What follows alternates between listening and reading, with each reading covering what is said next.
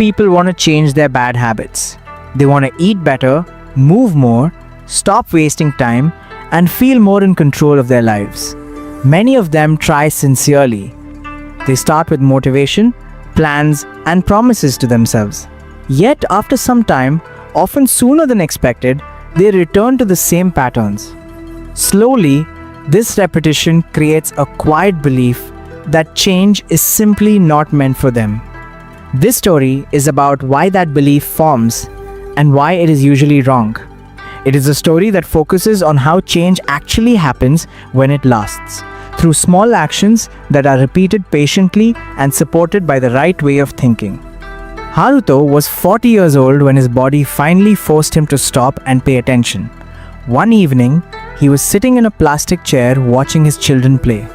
A ball rolled into the neighbor's garden. Haruto stood up to retrieve it. After a few steps, his breathing became heavy. When he bent down to pick up the ball, his balance failed. He fell forward and could not lift himself back up. Nothing was broken. There was no injury. His legs simply did not have the strength to support his weight. His neighbor helped him stand while Haruto's young son watched quietly. That night, Haruto cried. His pain did not come from physical injury. It came from the moment his child saw him weak and helpless. Haruto was not careless or lazy. He worked hard. He provided for his family. He carried responsibility seriously. Somewhere along the way, he forgot that his body also required care. Haruto's life looked ordinary from the outside. He had a stable job, a wife, children, and routines that filled his days. Breakfast happened while rushing out the door. Lunch was whatever was available. Dinner was eaten while staring at a screen. Weekends were treated as rewards for surviving the work week rather than time to recover. For years, his body sent warnings in quiet but persistent ways. He felt breathless after small efforts, experienced fatigue that sleep could not fix, noticed his weight increasing steadily, and saw his blood reports worsen each year. Haruto noticed these signs, but postponed action. There was always work to finish, bills to pay, and obligations that felt more urgent. He had tried to change before. He joined gyms, he followed strict diets, he woke early to run. Each attempt lasted weeks, sometimes days also. Every failure made the next attempt heavier. Over time, Haruto began to accept the idea that this was simply how his life would be. One evening, Haruto visited an old friend named Satoshi. Satoshi had once struggled with the same habits and weight. Now he looked lighter, calmer, and steady. Haruto expected advice about exercise or food plans. Instead, Satoshi spoke about a doctor who approached change differently. He said this doctor focused less on treatment and more on understanding how habits form and fade. At the appointment, the doctor, Ishida Sensei, listened quietly as Haruto described his weight, his health reports, his failed attempts, and his growing sense of shame. When Haruto finished, he waited for instructions. Ishida Sensei asked a simple question. How long did it take you to become the person you are today? Haruto could not answer. The doctor explained that Haruto had built his habits over decades, yet expected to undo them in a few months. This imbalance created frustration rather than progress. Then came an instruction that felt almost insulting. Every morning after waking up, drink 1 glass of water. Do nothing else differently. Haruto felt irritated. And he wanted results, not simplicity. But still, he agreed. For 2 weeks, he drank the water.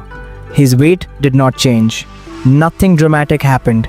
Yet, something subtle shifted. On mornings when he forgot, he felt unsettled, as if something important had been missed.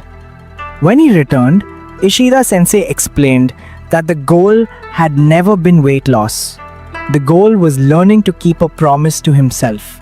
This was the first principle. Kaizen, small improvement practiced daily. Haruto had not changed his body yet, but he had begun rebuilding trust with himself. The next step built upon the first. Haruto was asked to eat smaller portions and pause before eating more. Often, the hunger passed. When it did not, he ate without guilt. This reflected a Japanese idea known as hara hachibu, stopping before fullness. It was not about restriction, it was about awareness and patience. The scale moved slowly, but something more important changed. Haruto felt involved in his choices rather than controlled by them. Then movement entered his life in a very simple form. There were no exercise programs or gym memberships. He began by walking to the mailbox each day. At first, it felt pointless because the distance was short and the effort felt minimal, yet repetition mattered. His daughter, Eiko, began walking with him. The walks grew longer without planning. After several weeks, Ishida-sensei asked a deeper question. Why do you want to change? Haruto realized that weight loss itself was not enough.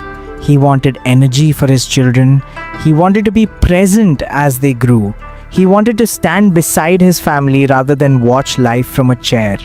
This was Ikigai, a reason that gives weight and direction to effort. Months passed. Then one day, Haruto stumbled. At a family celebration, he ate far more than planned. Guilt followed immediately. He feared that everything had been undone. Ishida-sensei corrected him calmly. One imperfect day does not erase months of consistency. This was Wabi-Sabi, accepting imperfection without abandoning the path. Haruto learned that perfection had been his real enemy. Consistency mattered more than flawless execution. He returned to his simple habits: water each morning, mindful portions, daily movement. Around this time, Ishida-sensei introduced one final practice. It was quiet and simple. Every morning, Haruto wrote down 3 things he felt grateful for: a calm morning, a shared meal, a moment of laughter with his children. In the evening, he returned to the page and reflected on what the day had taught him. At first, this felt unnecessary. Yet over time, Haruto noticed a shift. His mind stopped chasing what was missing. His attention returned to what was already present. Gratitude did not make life easier. It made life clearer, and clarity made discipline lighter. This practice became his anchor. On difficult days, when motivation faded, the journal reminded him why he had started and how far he had come. Over the course of a year, Haruto's body changed steadily, and his energy returned slowly but reliably.